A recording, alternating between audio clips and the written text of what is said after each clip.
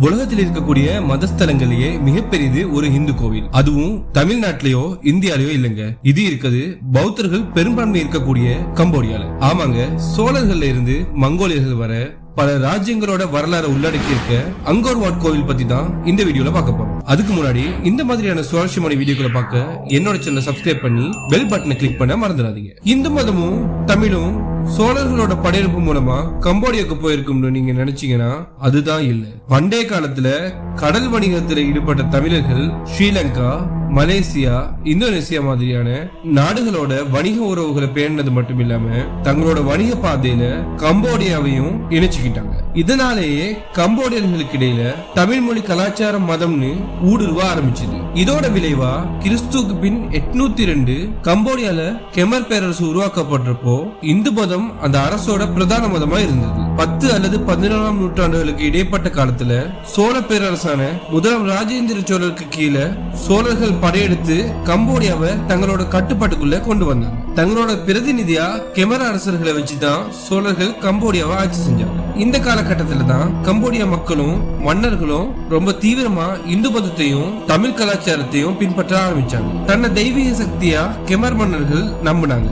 தன்னோட ஆட்சியை நிலைப்படுத்தவும் தங்களோட பேரரசோட வலிமையை உலகத்துக்கு காட்டவும் விஷ்ணு பகவான் மீதான அந்த பக்தியின் காரணமாகவும் 2ஆம் சூரியவர்மன் கோவில்களின் நகரம்னு அர்த்தப்படுற உலகத்தோட மிகப்பெரும் கோவிலான அங்கோர் வாட் கோவிலை கட்ட ஆரம்பிக்கிறார். இந்த கோவில் கட்டி முடிக்கப்படாத நிலையில வியட்நாமுடனான போர்ல 2ஆம் சூரியவர்மன் இறந்து போறாரு. வியட்நாமியர்களால கம்போடியா கைப்பற்றப்படுது. 2ஆம் சூரியவர்மன் இறந்து 27 வருடங்களுக்கு பின்னால 7ஆம் ஜெயவர்மனால மறுபடியும் கம்போடியா வெற்றி கொள்ளப்பட்டு கெமர் பேரரசுக்கு கீழே வருது. இவரோட மனைவி இந்திரதேவி ஒரு மகாயான பௌத்தரா இருந்ததால மதம் மாற மன்னரை ஊக்குவிச்சதோட விளைவா அங்கோர் வாட் கோவில் புத்த மதத்துக்கு அர்ப்பணிக்கப்பட்டு படிப்படியா புத்த மதஸ்தலமா மாற்றப்பட்டு பல இந்து சிற்பங்கள் அகற்றப்பட்டு புத்த சிலைகள் வைக்கப்படும். இதன் தொடர்ச்சியா 13ஆம் நூற்றாண்டுல கம்போடியா முழுக்க பௌத்த மதம் பரவ ஆரம்பிக்குது. 2ஆம் சூரியவர்மன் ஆட்சியில விஷ்ணு கோவில கட்ட ஆரம்பிக்கப்பட்டு 7ஆம் ஜெயவர்மனோட ஆட்சியில பௌத்த இந்து வணக்கஸ்தலமா கட்டி முடிக்கப்பட்டது. இதனால தான்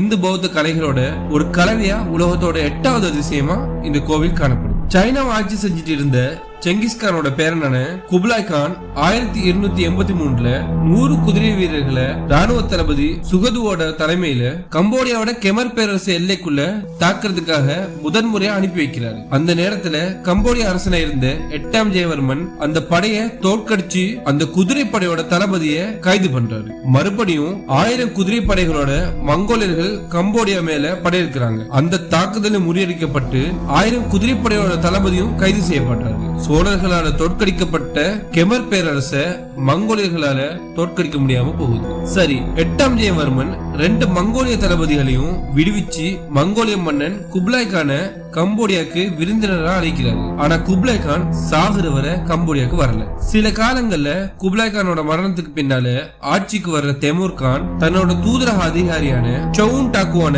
கம்போடியாக்கு விருந்தினரா அனுப்பி வைக்கிறாரு. கம்போடியால கிட்டத்தட்ட 1 வருஷம் தங்கி இருந்த சவுன் டாக்குவான் கெமர் பேரரசோட பழக்க வழக்கங்கள் பற்றியும் அங்கோர் வாட் கோவில் பற்றியும் ஒரு புத்தகம் எழுதுறாரு. 1297ல அவர் சைனா திரும்பி போறப்போ கப்பல் மூலமா பல பரிசு பொருட்கள் மங்கோலிய அரசருக்கு கம்போடியாவோட அப்போதைய மன்னரான 3ஆம் இந்திரவர்மன் அனுப்பி வைக்கிறார். இத்தனை வரலாற்று சிறப்பு மிக்க அங்கோர் வாட் கோவில் அதோட பிரம்மாண்டமான அளவு மற்றும் சிக்கலான கட்டமைப்பால உலகெங்கும் உள்ளவர்களை வியப்புல ஆழ்த்துது. அங்கோர் வாட் கோவிலோட கட்டுமானம் மனித குலத்தோட சாதனைகள்ல ஒண்ணுன்னு சொன்னா மிகையாகாது. எந்தவித நவீன தொழில்நுட்ப வசதிகளும் இல்லாம இவ்வளவு பெரிய கோவிலை கட்டின கெமர் மக்களோட பொறியியல் திறன் மற்றும் அதுல பயன்படுத்தப்பட்டுள்ள சோழர்களோட கலைநுட்பம் நம்மள வியப்புல ஆழ்த்துது.